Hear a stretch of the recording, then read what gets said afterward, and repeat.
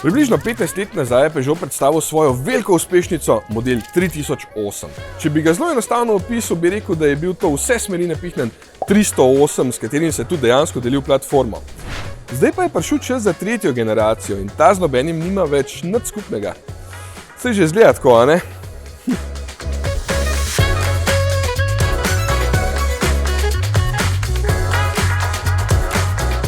Novi 3008 je prvi avto v skupini Stellantis, ki uporablja čist novo in namensko razvito platformo, na kateri bo še podobno velikih in večjih avtov skupine. 3008 je v bistvu eden najmanjših, ki bo stal na njej. Je glavni inženir pogonov prej povedal, da so želeli na najmanjši možni konfiguraciji ponuditi kar največjo možno baterijo. Torej, da ima ta medosno razdalja 2,74 metra in baterijo s kapaciteto kar 98 kWh neto. Baterijo omenjam, ker je prvi 3008, ki ga bom lahko vozil, električni.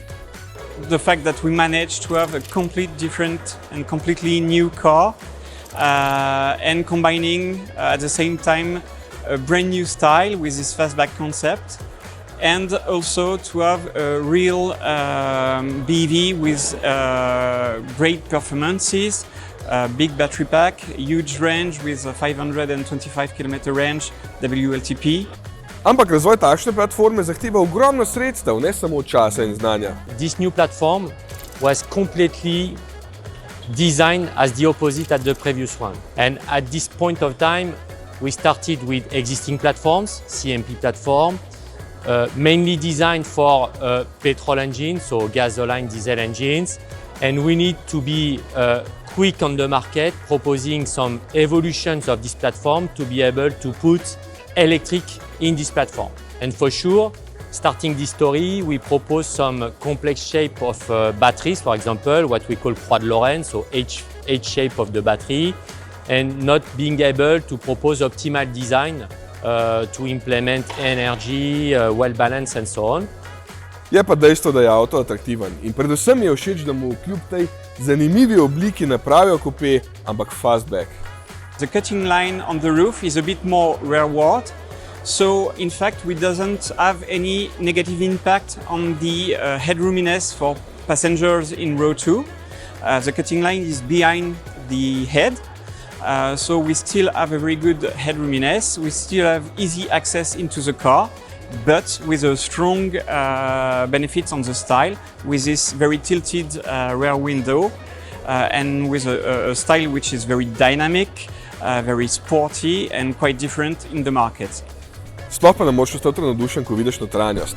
Jaz nisem za kič pa preveč lučk in vsega skupaj, ampak tukaj so pa naredili nekaj stvari res lepo. Recimo tale 21-palčni zaslon, ki je takole lepo ukrivljen, pa teli gumbi so tukaj zanimivi, zdaj sta tukaj dva displejčka, naenkrat, da imaš lahko 10 bližnjic. Vse skupaj izgleda kot pri kakšnem konceptu.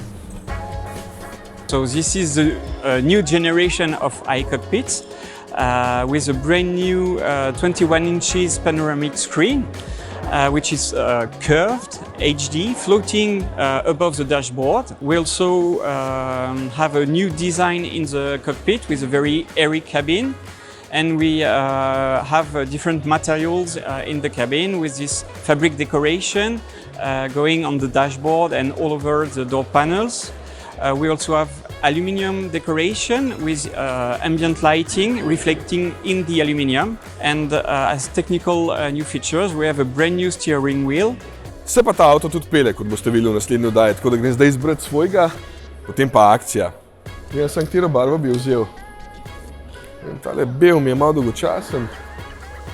Tale modern izgleda slabo, po mojem kar tazga.